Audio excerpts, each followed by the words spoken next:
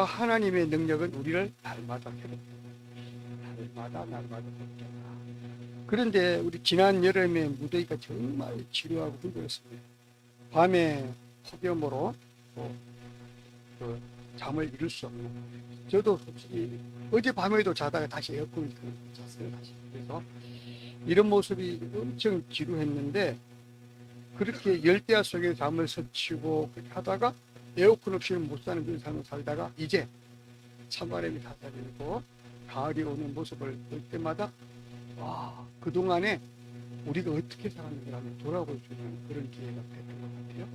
저도 이렇게 돌아봐 보니까 연초에 세웠던 계획들이 언젠가 다 사라졌어요. 우리 사람들은 항상 계획을 하고 새로운 한 해가 출발할 때 보면 새해를 맞이하는 어떤 사람 또는 첫 해를 보면서 또 이렇게 우리 크리스찬들은 또 교회에 모여서 송년 예배를 드리면서 새로운 약속을 하고 새로운 계획을 세우고 새로운 내 마음의 각오를 새롭게 해서 새해에는 반드시 내가 말씀을 읽고 살리라. 내가 새해에는 반드시 하나님 원하는 삶을 살리라. 내가 축복받는 삶을 살리라. 이런 단단한 각오를 하고 시작했는데 어느 또 9월달이 됐는데 돌아보니까 또 한 게 없는 거예요. 이건 제 얘기인데 여러분들은 혹시 어떻든지 모르겠어요. 아무것도 한 게 없는 거예요. 특히 여름에 그 아주 무더위를 막 지나다 보니까 정신없이 삽니다. 그래서 도대체 한 게 하나도 없고 이런 것도 하나도 없고 연초에는 내가 말씀을 반드시 읽으리라. 그런데 읽다 말다 또 새로 시작했는데 금방 또 사라지고 용구사미가 돼 있고 막 그런 거예요. 내가 매일 새벽같이 기도해야지. 잠자기 전에 반드시 하나님께 보고하고 내 잠자야지. 밥 먹을 때는 끊임없이 기도해야지. 또 정부 기도해야지. 막 이렇게 했는데 된 것들이 내가 없는 걸 갖고 뒤죽박죽 들어갔어요. 혹시 여러분들은 어떠신지 모르겠어요. 그래서 오늘 말씀을 준비하면서 이제 새로운 가을이 오면 이제 날씨도 시원해지고 우리가 새롭게 회복해야 될 것이 무엇인가, 그걸 한번 생각해 보자. 그래서 예를 들어서 이제는 내가 다시 성경 말씀을 읽어야 되겠다. 창세기부터 읽을까, 요한복음부터 읽을까, 마태복음, 아니면 신분부터 읽을까, 잠언부터 읽을까, 고민하면서 시작할 수 있는 거예요. 저는 가능한 여러분들 처음부터 끝까지 있는 게 가장 좋아요. 그런데 도저히 중간에 자꾸 회복되지 않는 사람들은 가장 쉬운 예수님의 복음이 제일 달리는 마태, 마가, 누가, 요한이라도 뭐 읽었으면 좋겠다. 그래서 여러분들 말씀을 꼭 읽으시면 됐으면 좋겠고, 말씀을 묵상하는 일, 기도하는 일, 성경 공부를 하는 일, 또 복음을 전파하는 일, 친구에게, 가족에게, 가까운 친척들에게, 우리 엄마 아빠에 복음을 전하는 일 반드시 해야 됩니다. 이런 계획을 새롭게 세울 필요가 있지 않나 하는 생각을 해봤습니다. 이렇게 우리의 삶이 새로운 각오를 다짐하며 늘 새로운 마음으로 사는 것은 정말 가슴이 벅찬 일이고 그때 행복을 느낀다. 장차 일어날 멋진 날을 꿈꾸며 기대하며 그렇게 산다는 것은 내가 살아있구나 하는 새로운 그런 느낌을 갖게 된다. 그러면 여러분 살아있다면 당연히 다시 한번 이제 이 무더위는 지나갔으니까, 폭염은 지나갔으니까 이제부터라도 새로운 각오로 내 삶을 회복해야 되겠다. 내 신앙을 회복해야 되겠다. 내 믿음을 회복해야 되겠다. 내 삶의 패턴을 회복해야 되겠다. 내 생각을 새롭게 리셋해야 되겠다. 이런 새로운 각오를 한번 해볼 필요가 있다는 것입니다. 그래서 저 또한 매년 새해가 되면 하나님을 새롭게 섬기기 위해서 많이 각오를 했었는데 다시 한번 리셋하고 새롭게 태어나 새롭게 바뀐 그런 기회로 만들고자 각오를 하면서 여러분들에게도 오늘 말씀을 권해드리고 싶습니다.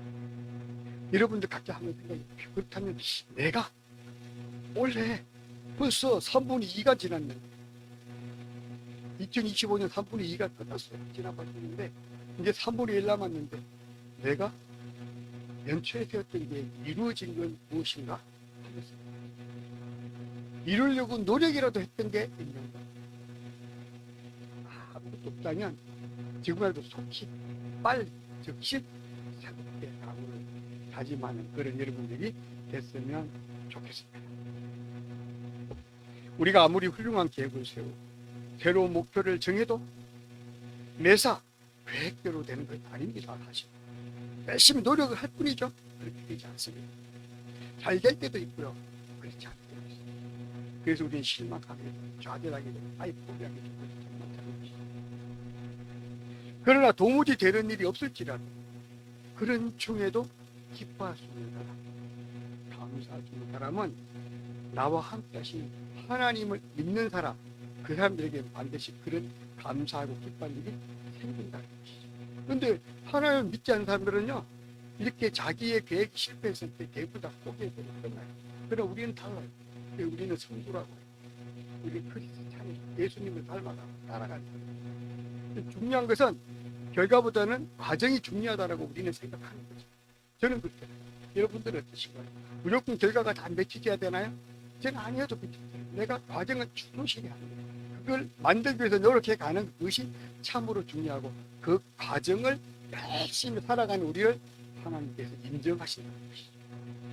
과정이 좋으면 결과도 아름답다. 이런 말을 저는 상당히 많이 들었어요. 여러분도 들어보셨나요? 과정이 중요하고 결과는 아름답다. 우리가 믿고 의지하는 하나님은 말씀으로 천지를 창조하신다. 믿습니다. 말씀으로 천지를 창조하신다. 심플해요. 말씀으로 하나님의 뜻과 섭리. 창조주 하나님은 우리 몸과 마음도 새롭게 하시는 분이에요. 천지를 지으신 하나님께서 내 마음과 내 생각과 나의 행동을 새롭게 변화시키는 것은 당연한 거예요. 정말 당연한 거예요. 그런데 우리가 때에 따라서 믿을 수 있는 건 믿는데 믿을 수 없는 건 안 믿는다는 게 문제예요. 내가 믿어지지 않는 것은 믿지 않는 게 하나님의 말씀이 내 상식 속에서 오케이 맞아 하면 믿는단 말이에요. 어떤 분들은 과학적인 사고로 하나님을 변증했을 때, 증명했을 때 믿는다는 거예요. 근데 나의 과학적인 세상 사고 속에서, 논리 속에서 하나님의 존재가 의심스러우면 못 믿는 거예요. 하나님은 나보다도 낮은 곳에 두고 계십니다. 천지를 지으신 하나님 존재를 믿는 것이 아니라 내가 아는 어떠한 한 과학의 분야, 생활 속의 한 분야로 하나님 존재를 보는 거예요. 여러 세상에 존재하는 신종이 하나로 보고 쓰니까. 그런데 우리가 믿는 그 하나님, 천지를 지으신 하나님, 창조주 하나님, 지금도 살아계신 하나님, 나와 함께 하십니다. 나의 삶을 새롭게 변화시키는 하나님, 그분이 우리와 지금 이 순간에 함께 계시다는 이것이 매우 중요하다는 것입니다. 알파와 오메가 되신 하나님은 오늘도 내 마음과 내 몸과 내 삶의 주변을 새롭게 변화시키고 바꾸고 계시다는데, 이것을 믿지 못하는 사람들, 우리는 세상 사람들, 이것을 믿고 주님께 예배하고 찬송하는 우리는 성도, 크리스찬, 우리는 하나님을 믿고 섬기는 사람, 바로 하나님의 존재를 인정하는 사람. 이런 전능하신 하나님께서 우리와 함께 계시기 때문에 우리는 날마다 새로워질 수 있습니다. 그래서 오늘 말씀 고린도후서 5장 17절에 보면 그런즉 누구든지 그리스도 안에 있으면 새로운 피조물이라, 이전 것은 지나갔으니 보라 새 것이 되었다. 누구든지 여기 계신 우리만이 아니라 누구든지 이 기회는 동등하게 주어졌다는 거예요. 누구든지 그리스도 안에 있으면 새로워지는 변화되는 곳으로 살아갑니다. 그런데 결정적으로 이게 안 되는 사람은 뭐냐? 그리스도 안에 살지 못하기 때문에. 누구든지 기회는 주어졌는데, 그러나 실제로 하나님 품에 들어와 있는 사람들은 성도밖에 없는 거예요. 참 아무런 안타까운 일이죠. 우리의 계획 같으면 충분히 주 예수를 믿으라고 다 올 것 같은데 안 되는 거야. 안 믿어져요. 왜? 내 상식에 맞지 않기 때문에 안 믿는 거예요. 내 과학적인 사고로 하나님 존재 이해할 수 없는 거야. 죽은 사람을 어떻게 살려? 말도 안 돼. 예수님이 3일 동안 무덤에 같이 다 썩어버렸는데 어떻게 다시 살아나? 자기 생각으로 못 믿는 거예요. 과학적인 사고로 변증이 안 됩니다. 이런 사람들을 믿을 수가 없어요. 믿음은 그래서 내 마음대로 믿어지는 게 아니라는 거야. 믿음도 하나님이 주신 선물이다. 여러분들은 하나님 주신 믿음의 선물을 받은 우리는 행복하다. 복받은 하나님으로부터 인정받는 여러분들은 놀라운 사람입니다. 예수님을 믿고 구원받은 성도는 더 이상 죄로 물들었던 이전에 사악한 존재가 이제 아니라 예수님을 믿고 구원받은 성도는 이제 오열로 깨끗해진 새로운 피조물, 새로운 피조물은 새로 변화된 새로운 창조된 다시 지음받는 내가 아무리 더럽게 살았다 할지라도 못되게 살았다 할지라도 아주 교만하게 살았다 할지라도 저주스럽다 할지라도 내가 지금까지 지었던 모든 추악한 모습들이 나를 지배하고 있다 할지라도 하나님으로 구원받은 백성들 새롭게 지원받은 우리는 새로 지어진 피조물 새롭게 만들어진 피조물 하나님이 새롭게 창조하신 존재라는 놀라운 사실.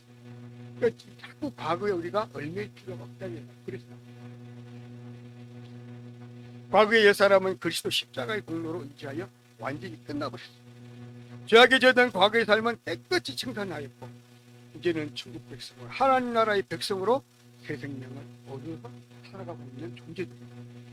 그리스도를 통해 새롭고 참된 삶이 새롭게 시작되었기 때문에 여러분들은 당당하게 자신 충만하게 하나님의 말씀만 의지하며 살아갈 수 있다는 것이 내가 잘나서가 아니에요. 내가 똑똑해서가 아니에요. 내가 힘이 있어서가 아니에요. 내가 잘생겨서가 아니에요. 복음을 의지하여 예수 그리스도 십자가의 보혈을 의지하여 그렇게 살 수 있다는 것이 이것이 우리에게 주어진 축복입니다.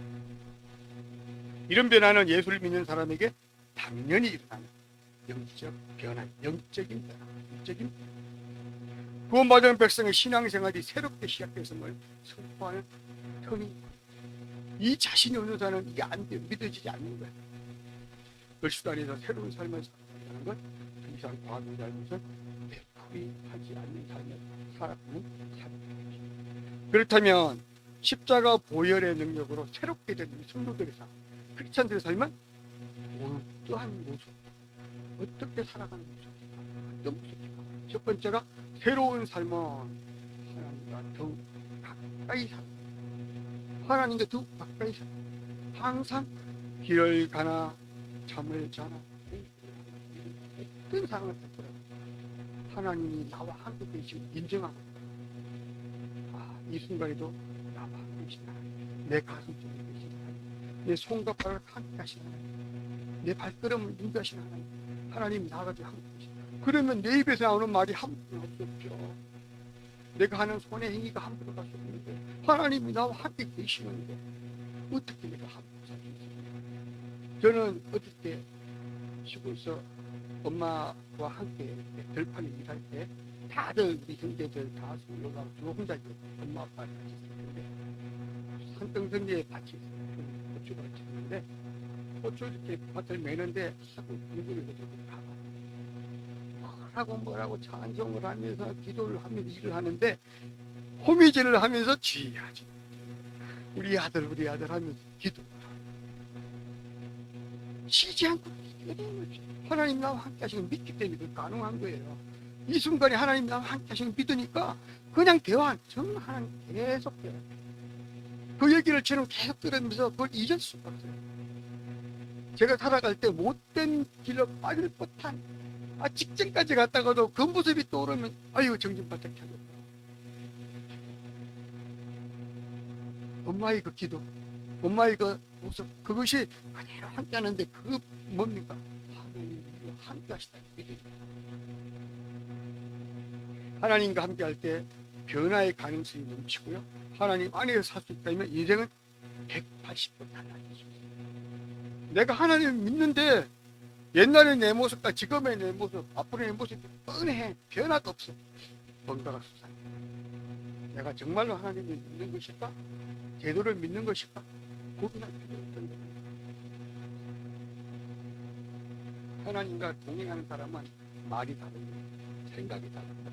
누가 나를 오른밤을 치면 왼밤을 들이댈 수 있어요. 하나님 함께 하시기 때문에. 근데 혼자 있으면 절대 안 되죠. 한 방 때리면 두 방 때려 돌려주죠. 내 마음은 그래. 내 욕망은 한 방 맞으면 두 방 걸리고 저는 급소를 날리고 하나님 앞에 그거를 참을 수 있어요. 내 겉옷을 달라면 속옷도 주라고 하셨죠. 그게 불가능한데 하나님 나와 함께 하심을 믿는 사람은 그게 가능해진다는 것이죠. 그 외에는 이해할 수 있는 게 없어요. 그 말씀이 인정될 수 있는 아무런 이유가 없어요. 하나님 함께 하시지 않으면 그렇게 할 이유가 없죠. 왜 합니까? 손해지. 그렇죠? 바로 하나님이 나와 함께 하시고 가까이 생활 속에서 가까이 살 때 가능해져. 온유해질 수 있고 겸손해질 수 있고 낮아질 수 있고 내 것들 기꺼이 내어놓을 수 있고 누가 나에게 화를 내도 내가 참을 수 있어요. 누가 나를 한 방 때려도 내가 인정하고 참을 수 있어요. 왜? 하나님이 함께 하시면 그게 충분히 가능해진다니까요. 근데 그게 하나님이 없는 사람, 하나님 오늘은 잠깐 저희 집에 쉬고 계세요. 나 혼자 다녀오고 이렇게 나온 사람은 많은 거예요. 그렇지 않겠어요? 하나님과 함께 살면 무엇인지 바뀌어요. 어떤 일이든지 할 수 있습니다. 오직 하나님 안에서 그럴 수 있어요. 하나님 외에는 이런 방법이 불가능해요. 하나님께서 우리와 함께 하시면 무엇이든 어떤 일이든 더 이상 문제가 되지 않는다. 이것을 인정하는 삶이 믿음이고 신앙입니다. 가끔 우리는 내 인생은 내가 지배한다고 착각할 때가 있습니다. 내 능력, 내 지식, 내 판단을 가지고 내 얄팍한 상식을 가지고 내 믿음을 내가 좌우한다고 생각합니다. 하나님의 존재를 내가 인정하기도 하고 안 하기도 하고 성경 말씀 이해하기도 하고 못하기도 하고 내 얄팍한 지식으로 그를 판단하고 이거 우리 신학이라고 말해요. 신학. 그래서 우리 장동윤 목사님 신학은 학문이 아니다. 신학이 학문이 아니라는 뜻이 아니라 더 중요한 의미가 있다. 하나님의 말씀, 복음은 그것을 띄우는 인간이 그렇다고 해서 그런 것이 아니고 아니라고 해서 아니는 게 아니라 편치 않는 하나님의 존재는 영원히 그대로 계시다는 거예요. 이거는 신학의 문제가 아니에요. 우리 인간의 상식의 문제가 아니고 우리의 과학적인 사고의 문제가 아니에요. 그냥 그대로 받아들일 수밖에 없어요. 그게 하나님 존재이기 때문에.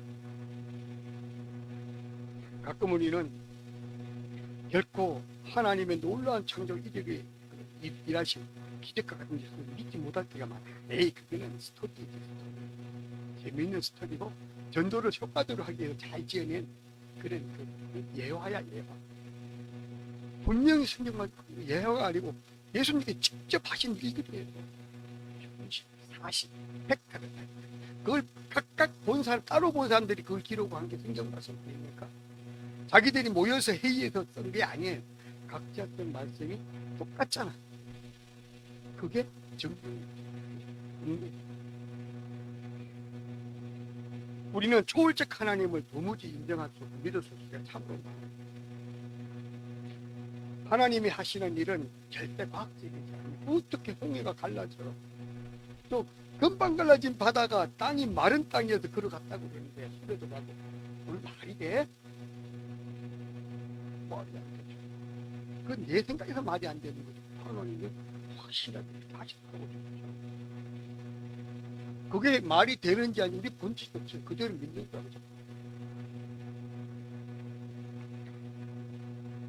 이거를 그렇게 생각하는 많은 사람들이 있지만 우리 믿는 사람들은 어떻습니까? 그러나 믿는 사람들은 생각이 달라요. 우리는 할 수 없지만 나는 할 수 없지만 내 능력으로는 불가능하지만 만약 하나님께서 하시면 가능하지. 우리는 그렇게 믿잖아요. 그게 믿음입니다. 그죠? 저는 그렇게 믿어요. 나는 할 수 없지만 이 일을 하나님께서 하시면 가능해. 충분히 가능해. 어떤 사고가 터지면 그래. 하나님 이번에 또 무슨 일을 이루기를 원하십니까? 하나님 원하시면 일을 반드시 이루시길 원하는 그렇게 기도해요. 근데 정말 그게 다 현실적으로 와요. 여러분들 여기 다 경험하신 우리 남들이 알 수 없는 남들이 믿을 수 없는 현실을 우리는 보고 직접 경험하면서 그 살아왔기 때문에 하나님의 사역을 담당하는 이런 일까지 온 거잖아요. 내게 능력 주신 자 안에서 어떤 위기도 변화의 준비가 될 수 있다는 믿음. 이것이 바로 매우 중요하다는 것입니다. 우리가 생각을 달리 한다는 우리 그 페이지 좀 잠깐만 읽어주세요. 요가 카일 아일드먼이 그리스도인의 생각 타입부의 책을 쓰는 복이 나오는데 무엇을 생각하는지가 무엇을 믿을지를 결정한다. 우리의 믿음은 생각으로부터 온다는 거예요. 그럼 우리는 무엇을 믿을지를 생각하는 그 사람 어떤 감정을 느낄지를 결정하는 거예요. 우리 감정도 결국엔 생각으로부터 온다는 거죠. 그럼 어떤 감정을 느끼는지는 무슨 행동을 하고 어떻게 살지를 결정해요. 우리의 삶이 변화되는 가정이다. 이거 우리 심리학 우리 교수님 너무 잘 아는 얘기예요. 사실은 이게 카일 아일드만 얘기뿐 아니라 수많은 우리 기본 원리예요. 그런데 우리 또 크리스천들이니까 기독교 뭡니까? 내 생각이 변화되지 않으면 믿음이 바뀌지 않는다. 생각으로부터 하나님을 인정하지 않으면 우리의 믿음이 결국 존재할 수 없다는 거예요. 이 믿음이 나의 행동과 나의 말과 행위까지 지배하게 되는데 이것 또한 내 생각이 저로 존재하는 것입니다. 믿는 사람들의 생각의 차이는 바로 여기 있다. 예수님을 인정하는 것, 십자가를 인정하는 것, 하나님이 우리를 사랑하심을 인정하는 것, 하나님의 세상을 지으심을 인정하시는 것, 우주의 어마어마한 광대한 이 우주 세계를 하나님께서 말씀으로 지었다는 사실을 인정하는 것. 여기서부터 출발. 생각으로부터 출발해서 믿음이 오고 행위로 오고. 우리가 행위로 따르지 않는 사람은 생각부터 문제가 있는 게 없습니다. 생각의 변화가 시작됩니다. 두 번째, 새로운 삶은 인간의 욕망을 따르는 이전의 삶을 포기합니다. 지금까지 살아왔던 내 삶의 방식을 완전히 포기합니다. 지금까지는 절대 10원도 손해보지 않고 살았다면 너무 고리가 지금까지 살았던 삶이 항상 기회만 있으면 돈이야. 돈이 되면 하고 돈이 안 되면 안 해. 이런 사람 많아. 대부분이야. 바꾸라니까. 순도라면 그거 중요해. 이거는 하나님의 뜻대로 순종하고 사는 사람이 그것마저 하나님께 축복을 주신다 약속하셨잖아요. 물질도 주신다 약속. 근데 물질하고 간 사람들은요 그것마저 잘 안 돼.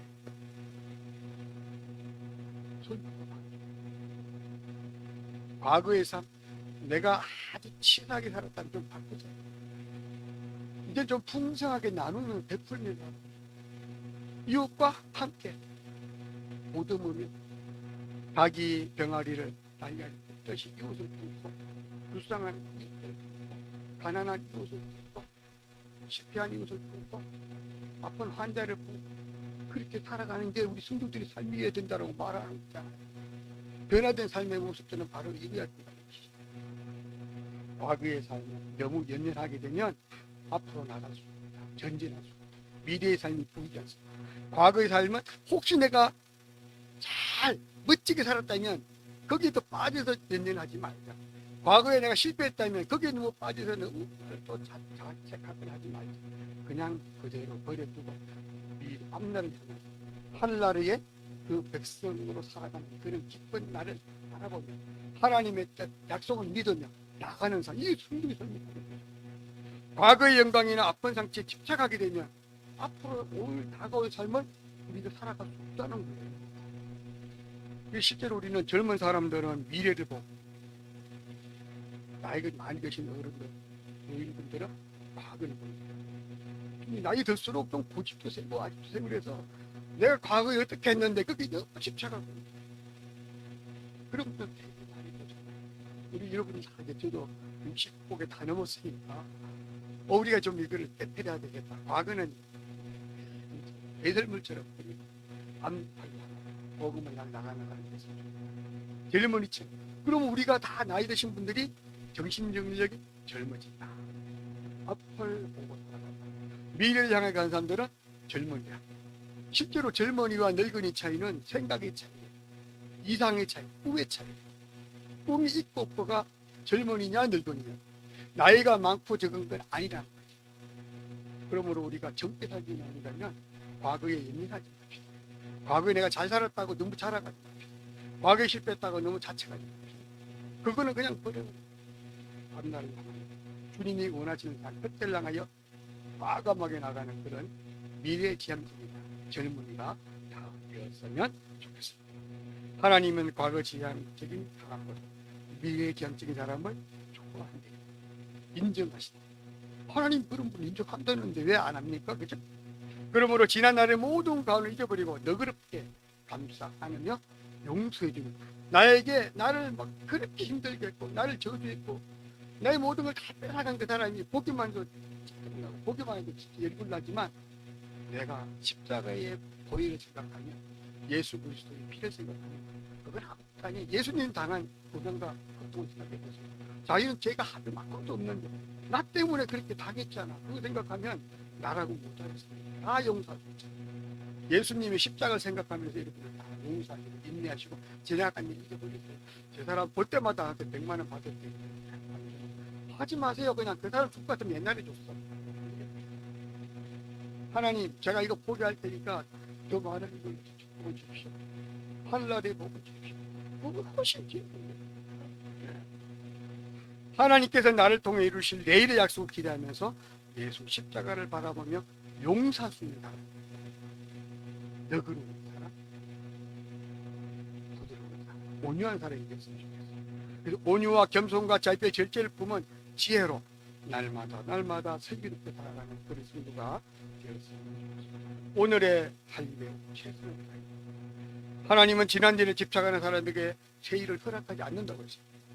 이제 우리는 예수 그리스도를 믿고 새로운 피조물이 되었기 때문에 우리가 새롭게 사는 비결은 나의 삶의 태도가 남달라야 하는데, 그 태도는 어떻게 해야 되는가? 첫 번째, 우리가 새롭게 사는 비결은 사모하는 마음이 충만합니다. 무엇을 사모해야 될까요? 하나님의 은혜를 사모, 하나님의 용서를 사모, 하나님 나와 함께 하심으로 나의 도울 자가 되고 협력자가 되고 하나님의 바보, 성령의 역사를 사모하는 사람. 성령을 사모하지 않으면 결코 그렇게 살 수 없다는 거예요. 첫 번째가 성령을 사모하는 거예요. 하나님 보시기에 정직하고 순수하여, 그래 내가 너를 위해서 모든 걸 주겠다고 생각할 수 있도록, 결정할 수 있도록 나를 그렇게 만들어야 돼요. 저는 뭐 버스를 귀여워 미치겠네. 하나님이 그렇게 하셨어요. 어떻게 내가 안 도와줄 수 있어? 저렇게 살아, 저렇게 나를 바라보고 살아가는데 내가 어떻게 함께 하지 않을 수가 있어? 이렇게 하나님을 감동시켜야 돼요. 하나님께 간절히 사모해야 돼요. 도우심을 받는 거예요. 내 능력과 지혜가 부족해도, 내 환경과 상황이 열악해도 하나님께서 내게 부어주실 은혜를 생각하면서 견디고 참으며 최후까지 기다릴 줄 알고, 그래 내 마음이 딱 합했다. 내가 너를 위하라, 내가 너를 도와주고 하나님 그렇게 하신다. 여러분, 사랑을 해본 사람이 사모하는 마음이 어떤 마음인지 알 수 있다는 거죠. 예수님의 십자가를 상상해 보겠습니다. 내 삶의 십자가를 예수님을 닮아가는 그런 마음으로 지고 살아가는 사람. 아까 그런 것들이에요. 억울함도 참고, 실패도 참고, 내가 당한 그런 진짜 막 사기 빚도 참고, 나를 괴롭게 하고 고통스럽게 했고 나를 지배했던 것도 내가 참고 용서하고 사는 사람, 이거로 십자가를 지고 가는 사람이에요. 복음의 십자가, 또 사랑의 십자가, 삶의 십자가를 지고 본 사람은 그 사랑의 가치를 안다는 거죠. 예수님을 닮아가는 삶을 살아본 사람은 예수님의 사랑이 얼마나 큰지 알 수 있고, 나도 그렇게 할 수 있다. 이걸 모르는 사람은 절대 나눌 수 없어요. 절대 남과 함께 이거를 도우며 협력하며 살아갈 수 없어요. 하나님의 그 사랑을 경험해 본 사람, 예수 십자가의 사랑을 경험해 본 사람이 그렇게 살아가는 거예요. 우리 그들을 경험하는 사람이 되어야 된다는 것이죠. 보이지 않아도 그들에게 무엇이 필요하고 무엇을 지내야 할지 알 수 있는 그런 사랑은 내가 겪어보고 저 친구 얼마나 힘들었지, 돈이 얼마나 없어서 극한 상황이 어떤지, 가족이 어려움이 어떤지 내가 겪어본 사람 다 안 봐도 알아. 안 봐. 근데 안 겪어본 사람은 물어도 말해도 몰라. 성도들은 예수님 십자가를 경험하는 사람이 돼야 된다. 그랬을 때 세상에 어려운 사람들, 나가는 사람들, 힘든 사람을 도울 수 있는 그런 기회, 마음이 온다는 것이죠. 두 번째는 우리가 새롭게 살아가는 그때는 성령이 충만해야 돼요. 성령 충만하지 않으면 성령 충만한 하나님과의 지속적인 만남과 간절한 기다림을 통해서 만남이라는 거 뭡니까? 말씀 묵상, 성경을 읽어야 돼요. 만남과 간절한 기다림, 기도를 기도. 길거리 가는 버스 타고 가는 항상 말씀 읽고 묵상하며 기도하며 간절히 하나님과의 소통할 때 성령님께서 나를 딱 지배하사 강력한 파워를 내게 주시고 내가 견디는 걸 이길 수 있는 힘이 된다는 것입니다. 성령 충만하면 말씀을 사모하고 예배가 기다려져요. 약간 왠지 교회 가기 싫어지고 예배가 짜증나고 힘들다. 심각한 문제가 있는 것입니다. 내가 뭐가 문제가 있는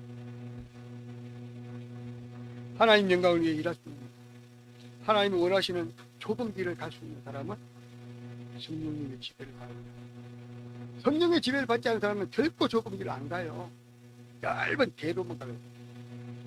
정말 쉬운 길, 화려한 길, 멋진 길, 안락한 길, 그런 길 가요.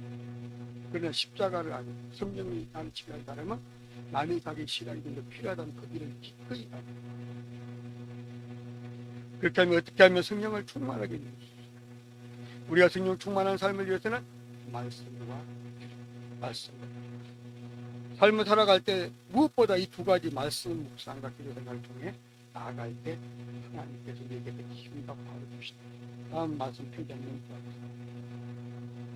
시편 73편 28편 하나님께 가까이 하니 내게 하나님과 가까이 한다는 거 뭐예요? 말씀을 읽고 묵상하고 하나님께 주신다. 요수아 1장 이 율법책을 내 입에서 떠나지 말게 하냐. 우리 입에서 항상 율법 말씀을 이렇게 전할 수 있어요. 주야로 그것을 묵상하며 그 안에 기록된 대로 다 지켜 우리가 지켜 행하지 않으면 안 된다. 그리하면 내 길이 평탄하게 될 것이며 내가 형통하리라. 하는 일이 형통하리라. 네가 하는 사업이 형통하리라. 네가 보는 시험이 형통하리라. 네가 하는 일이 형통하리라. 삶 자체가 형통하리라. 전도가 형통하리라. 교회가 형통하리라. 다음에 잠언 4장 20절 21절 내 아들아 내 말에 주의하며 내가 말하는 것은 내 귀를 기울이라. 그것을 내 눈에서 떠나게 하지 말며 내 마음속에 지키라. 그것은 얻는 자에게 생명이 되며 그의 온 육체의 건강이 됩니다. 우리가 말씀 묵상을 열심히 한다. 말씀을 열심히 한다. 성경을 가까이 두고 사는 사람은 이 복을 주신대요. 형통케 하신다. 하는 일마다 형통케 하신다. 우리 하는 말이 파워가 생깁니다. 권능이 생깁니다. 권위가 하는 일마다 잘 희망적인 사고 이루어집니다. 세 번째, 우리가 새롭게 살아가는 비결은 믿음의 눈으로 출발합니다. 믿음의 눈. 고린도후서 5장 17절 그런즉 누구든지 그리스도 안에 있으면 새로운 피조물이다. 이전으로 지나갔으니 새 것이 새롭게 바뀐 새 사람으로서의 새 말, 새 인생, 새 모습, 새 생각 이것이 필요합니다. 믿음의 누굴 믿는 겁니까? 예수 그리스도의 십자가 보혈을 믿는 거예요. 하나님이 존재를 내가 확실하게 믿어. 하나님이 나와 함께 하시고 하나님이 내 삶을 주관해 주시고 나를 도우시고 나의 힘을 잡으시고 믿는 거예요. 그 믿음. 그 믿음의 눈으로 출발하면 뭐든지 어때요? 사도 바울을 통해 하나님께서 말씀하셨습니다. 그리스도 안에 있으면 새로운 피조물이고 그러나 우리가 그리스도와 멀어졌을 때 과거에 화려했던 삶과 그 미래를 포기할 수 있게 됩니다. 아무리 새롭게도 소용없습니다. 우리를 새롭게 하시는 분은 오직 한 분, 예수 그리스도밖에 없다. 우리는 죄의 문제를 스스로 해결할 수 없습니다. 분명한 사실, 내 죄의 문제를 내가 해결할 수 없다. 딱 인정하고 들어가지 않으면 안 돼. 예수 그리스도 십자가의 보혈아 이거는 결단코 내 문제를 해결할 수 없습니다. 이걸 반드시 믿고 가야 됩니다. 오직 하나님께서 우리의 죄를 회복하시고 우리를 새롭게 하실 때 새로운 피조물이 됩니다. 우리는 그 사실을 믿고 하나님을 의지하며 나아가야 됩니다. 고린도후서 5장 18절 19절 제가 읽어볼게요. 모든 것이 하나님께서 났으며 그가 그리스도로 말미암아 우리를 자기와 화목하게 하시고 또 우리에게 화목케 하는 직분을 주셨으니 하나님께서 그리스도 안에 계시사 세상을 자기와 화목하게 하시며 그들의 죄를 그들에게 돌리지 아니하고 화목하게 하는 말씀을 우리에게 부탁하셨습니다. 하나님께서 독생자 예수님을 보내신 이유 뭐라고요? 하나님과 우리의 관계를 회복하기 위해. 하나님과 우리의 관계가 완전히 떨어져 버렸는데, 완전히 어때요? 관계가 끊어져 버렸는데, 이 관계를 새롭게 잇는 분이 누구야? 예수 그리스도. 십자가의 보혈. 이거 외에는 하나님과 나의 관계를 이해해 줄 수 없다는 거예요. 많은 성도들도 예수님은 누구, 하나님 누구를 헷갈린 사람이 되게 많아요. 분명해요. 하나님과 우리의 관계가 중요한 거야. 그런데 우리의 죄 때문에 멀어져, 떨어져 버렸는데, 이거 이어실 분은 누구예요? 예수 그리스도. 여러분들 이거 이해가 안 되시면 잘 모르세요. 미국에 사는 동생과 서울에 사는 언니가 통화를 하고 싶은데 기차를 타고 와서 만나야지 얘기를 하잖아. 근데 어떻게 할 수 있어요? 스마트폰 끝내줘. 따다다다 예수 그리스도 이름으로 기도합니다. 딱 했더니 바로 통해요. 대화가 그냥 돼요. 예수님의 이름으로 기도를 하면 하나님과 우리가 통한다니까.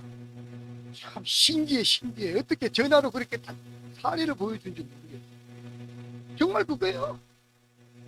하나님과 우리가 진짜 부산과 서울의 관계는 아무것도 아니야. 완전히 끊는 거예요. 그런데 예수 십자가에 예수 이름만 의지하면 관계가 회복된다.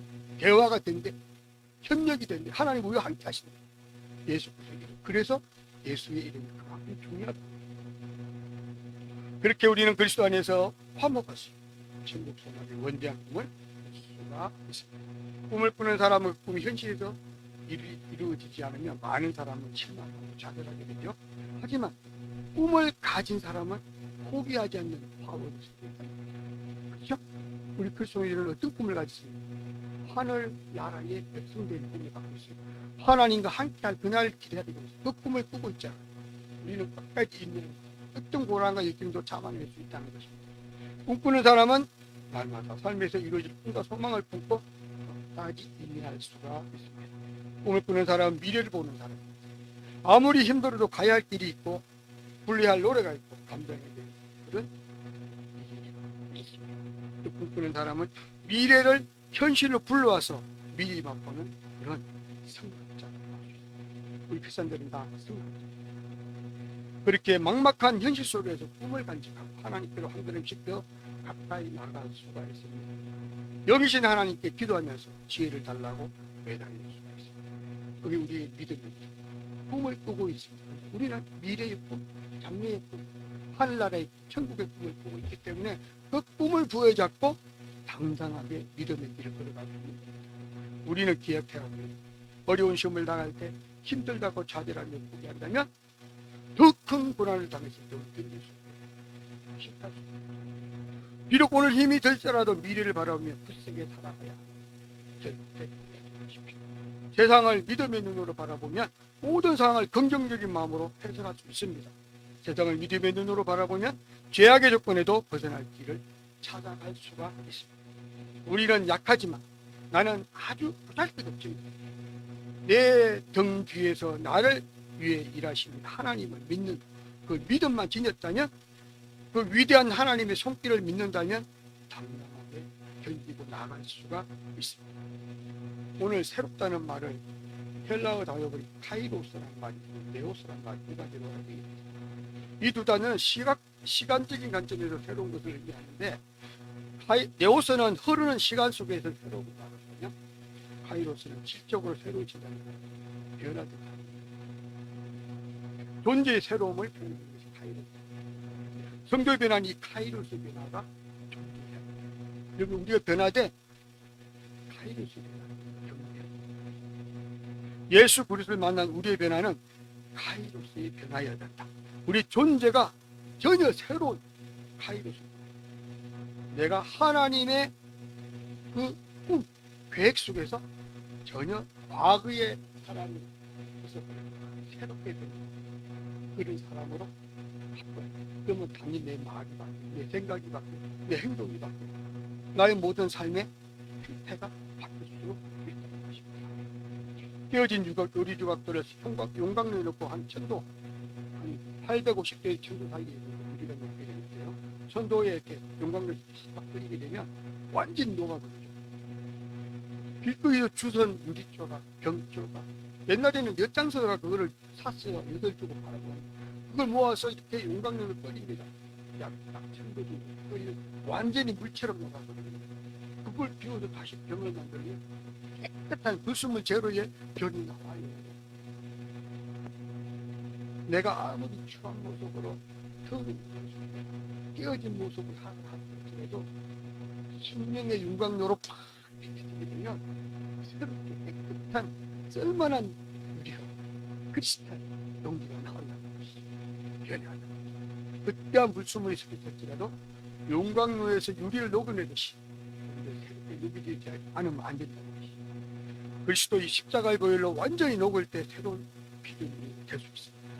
옛사람의 더러운 모습은 버리게 되고 새롭게 변화된 새 사람의 모습으로 이 카이로스 연애가 우리 가운데 임할 때 시간이 지나서 하나님 보시기에 믿음직합니다. 정직합니다. 하나님께 칭찬합니다. 인정받는 사람이 될 수가 있습니다. 영적 부흥과 영적 성장을 통해 삶이 더 은혜롭게 변화되어야만 합니다. 이것이 바로 하나님 앞에서 새롭게 된 피조물의 진정한 삶의 모습입니다. 기도하겠습니다.